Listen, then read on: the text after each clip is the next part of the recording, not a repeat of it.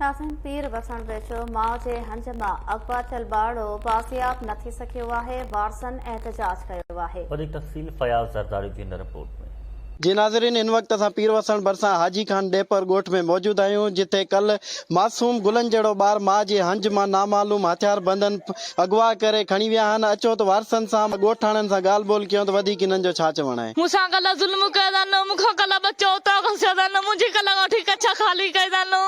जेका असां था रहजनि मूंखे पंहिंजो बचो वापसि करे ॾेई वञनि, जेकी मदद कनि मूंखे पंहिंजो बचो ॾेई वञे। जेका असां था रहजनि मुंहिंजी कच्छ भराए वञनि। कल्ह वठी मुंहिंजा आंडा छिनी आहिनि, कल्ह वठी मुंहिंजो बुखे पेट बचो खणी आहिनि, मूंसां वॾो ज़ुल्म करे आहिनि, मूंसां वॾो कहर करे आहिनि।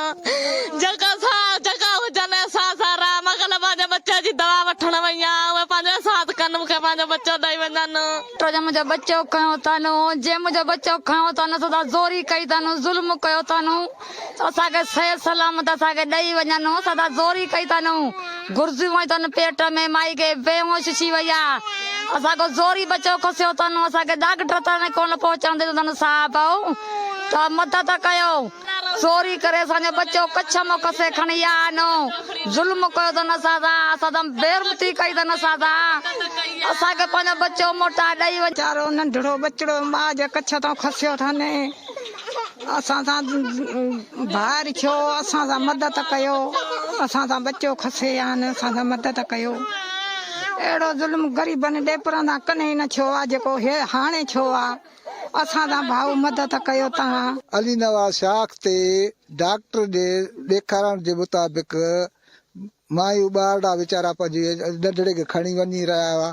हथियार बंद जीअं आया त उन्हनि जे हंज मां बचड़ो खसियो, हथियारनि जे ज़ोर ते खसियूं ऐं उनखे धकायूं, हलिया विया। पोइ असां इन ॻाल्हि जी मज़मत कयो था, असां महफ़ूज़ न आहियूं, असांजा बच्चा महफ़ूज़ न आहिनि, केरु स्कूल लाइ तयारु न आहे वञण लाइ। ॿारड़ा वीचारा अंदरि लिकिया पिया आहिनि, रोइनि था पिया, त असां ॿाहिरि निकिरां त एॾो हिरास पइजी वियो आहे त महिरबानी करे वस वारनि खे असां अपील था कयूं त महिरबानी करे हिननि ग़रीबनि जो बचो बाज़ाब करायो वञे। वज़ीर आला Sindh, IG Sindh, DIG Sukkur, SP Khairpur खे अपील था कयूं त असां ग़रीबनि जी मदद करे असांखे पंहिंजो बचड़ो मोटाए ॾियनि, ताकी असां ग़रीबनि खे तहफ़ुज़ मिले। असां तमामु हिन महिल परेशान आहियूं, असांजा ॻोठाणा, असांजा बच्चा, असां परेशान आहियूं। अफ़सोसनाक वाक़ियो पेश आयो आहे, जेको 9 महीननि जो ॿारु हिकु माउ जे हंज मां हिकु धाड़ेल मोटरसाइकिल ते आया, जेके हथियारनि जे ज़ोर ते उनखां खसे ऐं अगवा कयो वियो आहे।